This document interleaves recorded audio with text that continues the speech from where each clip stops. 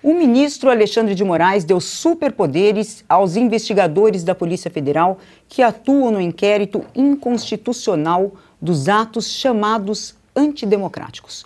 A ordem vai atingir o núcleo político que envolve Jair Bolsonaro. A informação foi publicada no jornal Metrópolis. A medida mira 8 investigados, porém, no despacho, o ministro autoriza que sejam quebrados os sigilos de todas as pessoas que mantiveram contato com os investigados, o que amplia esse número de alvos.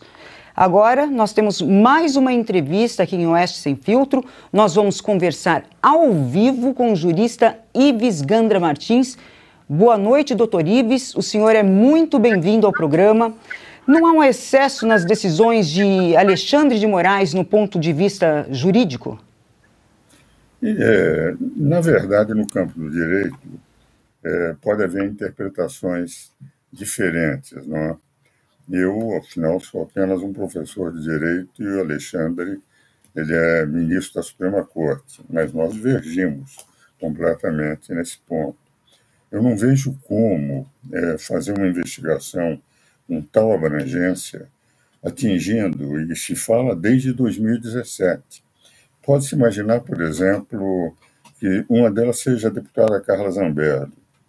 Carla Zambelli tinha, antes do Supremo ter prejudicado, ou ter eliminado, melhor dizendo, o direito de ter o seu Instagram, ela tinha 2.800.000 seguidores. O que vale dizer, de 2017 até agora, ela deve ter recebido ligações de telefone de uma enormidade de brasileiros. O que vale dizer, quando se vai investigar todos os elementos que tiveram algum contato, sem saber que tipo de contato, nós estamos estendendo para uma multidão de brasileiros em que só esta investigação vai corresponder, estou convencido, à população de mais de metade de todos os municípios do Brasil, porque raramente nós teremos 100 ou 200 mil habitantes no município. Então, me parece excessivo. E o segundo ponto, fundamento. Aquilo que disse o senador Rogério Marinho há pouco, eu gosto muito do senador, porque a ele se deve o grande trabalho da reforma trabalhista do governo do Michel Temer, é que, de rigor, nós estamos tendo realmente uma presença excessiva do Poder Judiciário dentro da política. Numa democracia, a liberdade de expressão deve ser a mais ampla possível. E o artigo 53 da Constituição declara que essa liberdade de expressão é inviolável, sem qualquer tipo de restrição. O Supremo é que criou uma restrição, dizendo que a Lei de Segurança Nacional se opõe ao artigo 53, criando uma exceção que não está no artigo 53. E no momento em que eu passo a definir o que seja a liberdade de expressão, e essa liberdade de expressão, o que democraticamente pode ser dito, passa a ser um conceito não definido pelos representantes do povo, eleito por 150 milhões de brasileiros, para por 11 pessoas eleitas por um homem só, que é o presidente da República, nós passamos a ter uma democracia em que, de rigor, é o poder que diz o que se pode dizer, o que se deve pensar. É evidente que isso, a mim, como um velho professor de direito, isso me incomoda muito. E, mais do que isso, o próprio ministro Alexandre de Moraes, com quem eu tenho escritos, participei de bancas de doutoramento, quando presidiu a Comissão de Reforma Política da OAB de São Paulo, ele era membro da minha comissão e trabalhou muito bem, que é um grande jurista. O Alexandre de Moraes, dos livros que ele escreveu, dos comentários à Constituição, verdadeiro best-seller, e o Alexandre de Moraes, que eu vejo hoje no Supremo, uma interpretação cada vez mais restritiva da liberdade de expressão, uma interpretação cada vez mais declarada do que ele entende que seja a democracia, apesar de não ter sido eleito pelo povo, ser apenas um ministro indicado por um homem, que é o presidente da República, mas não tendo feito o teste da eleição do eleitorado, saber qual é a opinião do povo brasileiro, isso me preocupa muito. Vale dizer, eu continuo citando o Alexandre de Moraes antes de ser ministro do Supremo.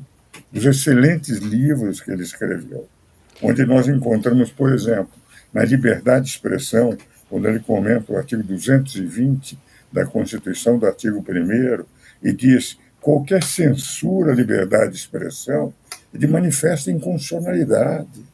Isso que está no texto dos comentários do ministro Alexandre de Moraes, numa das edições anteriores à sua posse como ministro da Suprema Corte.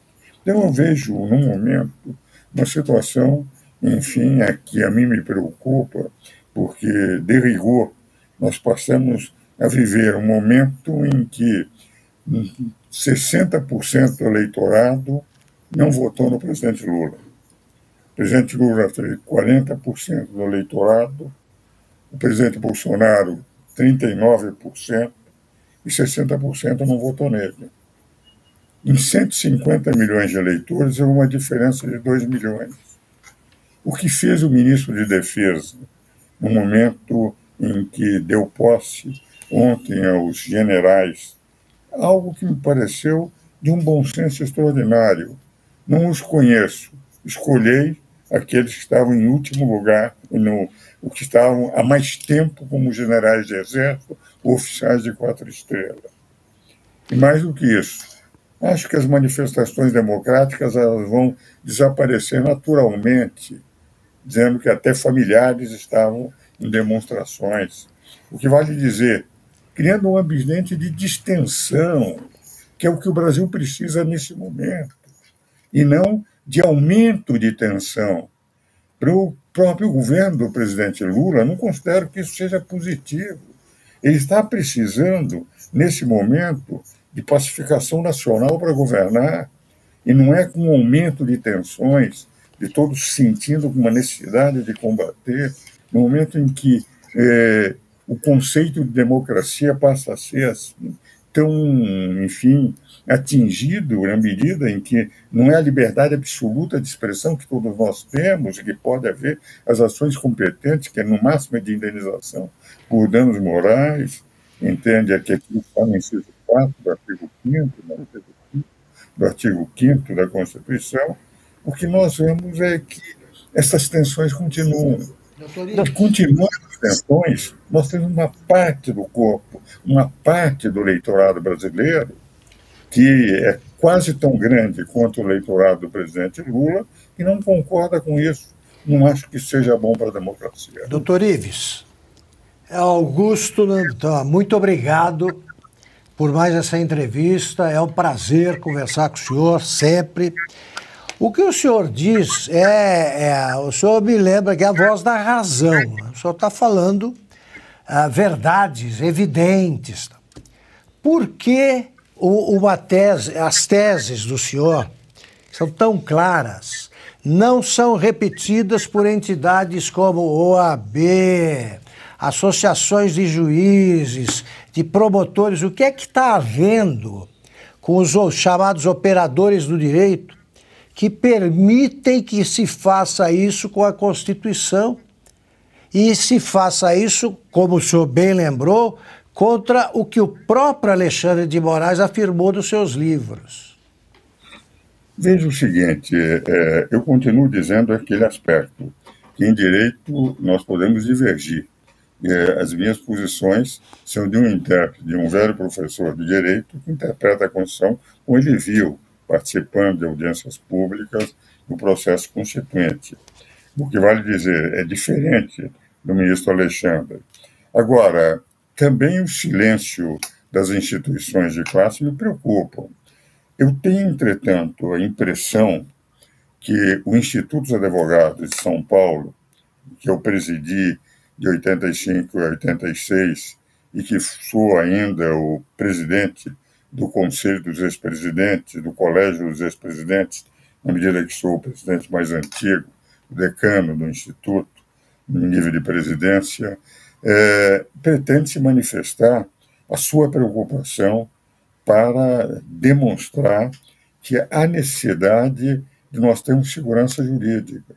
E a segurança jurídica não é, digamos, um só ministro definir qual é a realidade jurídica do país. Recentemente, a Suprema Corte tomou uma deliberação que me pareceu muito adequada, que nas questões importantes, relevantes, teria que prevalecer uma decisão colegiada e não mais a decisão monocrática. Ora, a meu ver, esse novo pedido do ministro Alexandre de Moraes, com todo o respeito que se deve ter a uma autoridade da Suprema Corte, ela não está respeitando aquilo que foi deliberado pela própria Suprema Corte. Eu não conheço o texto inteiro, conheço apenas a notícia dos jornais, mas isto é uma decisão de tal importância por abranger tantos brasileiros que todos os que tiveram contato, qual é um desses 8, podem ser investigados, podem ter a quebra do seu sigilo, pode ter, enfim, uma investigação sobre matéria que não tem nada a ver com a questão política, que isso deveria ser uma decisão colegiada da Suprema Corte, para se verificar se deveria dar a extensão ou não que se pretendeu dar. Eu mesmo discordo, desde sempre, inclusive, creio, meu caro e amigo e mestre Alexandre Augusto Nunes, em outros programas, em outras vezes, eu disse que, de rigor, eu entendo que o Supremo não tem que ter participação política. A função do Supremo é defender a lei, a participação política dos poderes representativos do povo. São só 2, Poder Legislativo e Poder Executivo. A Suprema Corte não representa o povo, representa a lei que não faz. Quem faz a lei é o Poder Legislativo e o Poder Executivo, excepcionalmente, com medidas provisórias ou leis delegadas. Doutor Nós Ives. estamos vivendo um momento realmente preocupante e, a meu ver, me preocupa o silêncio das entidades vinculadas. Eu tenho a impressão que o Instituto se manifestará. Fizemos um programa da Anatomia do Poder, um programa que eu tenho há 11 anos na Rede Vida, com o presidente atual do Instituto dos Advogados de São Paulo, doutor Renato Silveira, que sou titular da USP, e eles vão fazer uma declaração, evidentemente, uma declaração procurando mostrar a importância da segurança jurídica, a segurança colocada nos instrumentos feitos pelo Legislativo. Doutor Ives. Isso me parecerá uma forma de demonstrar o nosso respeito àquela lei que é feita pelo Congresso Nacional, como, aliás, o senador Rogério Marinho dizia há pouco no programa do senhor. A Ana Paula gostaria de fazer uma pergunta ao senhor. Pois não. Boa noite, doutor Ives. É uma honra ter o senhor aqui com a gente.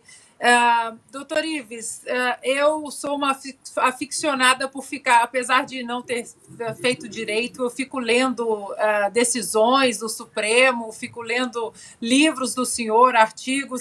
E esses dias, exatamente, porque o senhor até mencionou no seu Instagram um antigo livro do Alexandre de Moraes, e como ali no livro dele ele defende a liberdade de expressão, inclusive, liberdade de expressão defendida por Alexandre de Moraes como ministro do STF na ADI 4451 de 2018, né, que protegia a liberdade de satirizar candidatos e a liberdade de expressão como um todo, mas nós temos visto que a liberdade de expressão ela vem sendo cerceada de maneira preocupante, dentre outras inconstitucionalidades cometidas pelo ministro.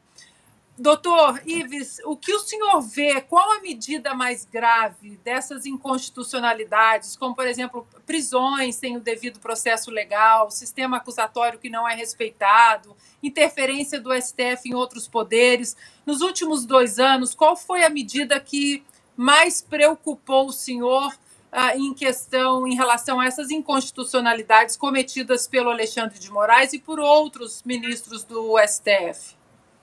Veja o seguinte, eu quero deixar bem clara a posição, Ana, e você sabe que também sou seu grande admirador desde os seus tempos de exercício com um grande atleta que foi representativa do Brasil. Veja o seguinte, quando o Supremo Tribunal Federal decide por 6 votos a 5 e a sua decisão tem que prevalecer para o Brasil inteiro, 5 ministros não concordaram com a decisão dos 6. Consideraram que aquela decisão não era válida, mas perderam. Então, o que eu quero dizer é que a minha posição é de um professor de direito apenas. E eu acho que tudo, de rigor, mudou a partir de 2003. Antes nós tínhamos uma Suprema Corte, até 2002, uma Suprema Corte em que figuras como Moreira Alves, Sidney Santos, Omar Galvão, Cordeiro, eram elementos que marcavam, digamos, a importância da Suprema Corte e era, indiscutivelmente, a instituição mais respeitada do Brasil. Os ministros do Supremo, quando passavam, quando iam à faculdade, e chegavam, todos admiravam, todos aplaudiam, entende? Jornais respeitando, porque eles eram o que mandava a Constituição, guardiões da Constituição, guardiões da Constituição, o que vale dizer, representavam.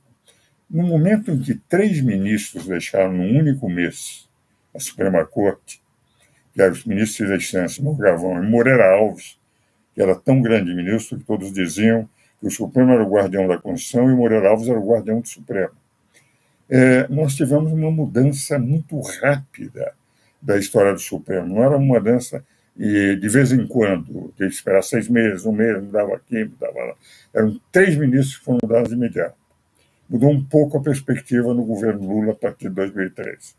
Mesmo assim, nós tivemos ministros como Carlos Aires,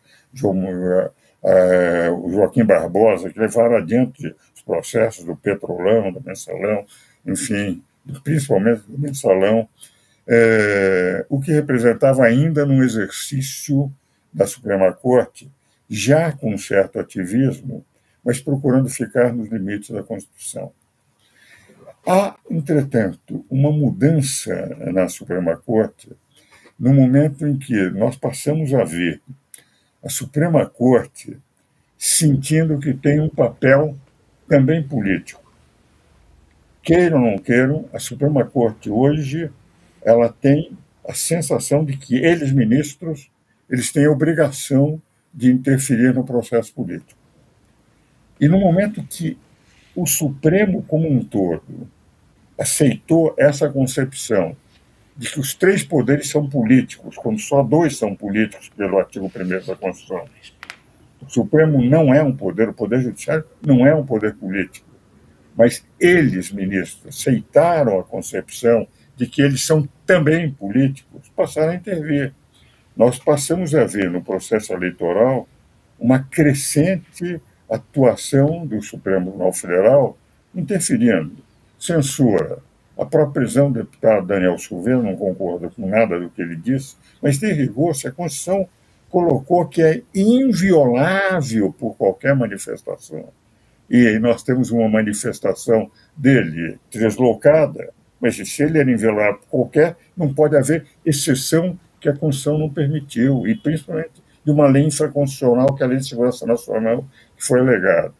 No momento em que eles censuraram, entende, meios de comunicação, quando a liberdade de expressão é que caracteriza a democracia, John Rawls, um grande autor americano da Universidade de Harvard, diria, democracia se caracteriza por teorias não abrangentes, eu tenho que admitir, teorias diversas de pensamento, e não apenas aquelas que o poder entende que devam ser apresentadas, porque as teorias abrangentes são próprias das ditaduras. No momento que passou a intervir, inclusive com uma nítida viés de atingir redes conservadoras, pessoas conservadoras, sob a alegação da antidemocracia.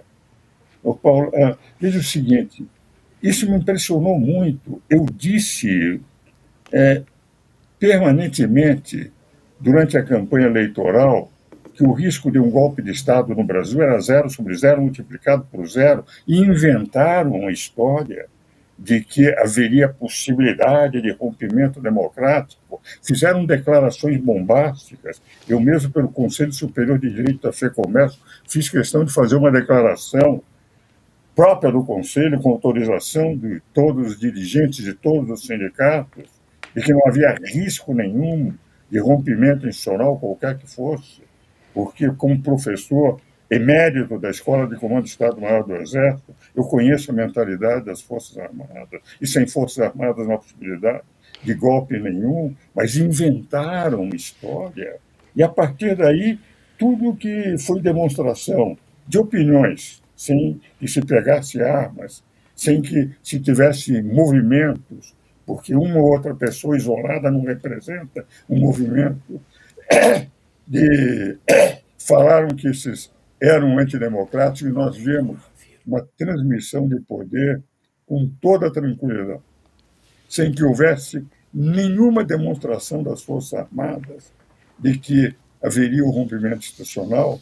Se percebe que se levantou uma tese que eles sabiam que não poderia acontecer, porque sabiam como é que as Forças Armadas se comprometem, e como eu dizia, como professor emérito da Escola de Comando do Estado-Maior do Exército, quase todos os generais foram obrigados a tolerar minhas aulas de direito constitucional no país nos últimos 33 anos. E sabia perfeitamente que respeitariam a Constituição, mas se colocou, e aí apareceram os chamados atos antidemocráticos, que, enquanto fossem atos de expressão, liberdade de expressão é absoluta. O que não se pode, evidentemente, fazer qualquer movimento armado, que nunca haveria a possibilidade no Brasil, e eu disse repetidas vezes. Então, eu tenho a impressão, o que aconteceu é que, no momento em que nós tivemos o Supremo assumindo um papel de que o Poder Judiciário também é poder político, que eu entendo que não está na Constituição, e eles entendem que está na Constituição, nesse momento nós passamos a ter uma intervenção, o que é pior. Doutor Ives. Senadores, o Senado e o Poder Legislativo e Executivo são eleitos por 150 milhões de brasileiros, eles assumiram um poder político tendo sido eleitos por um homem só. Doutor Ives Gandra, nós agradecemos imensamente a sua participação aqui no programa. Tenha uma boa noite. Um grande abraço, tudo que é de bom para todos. Um abraço para o senhor.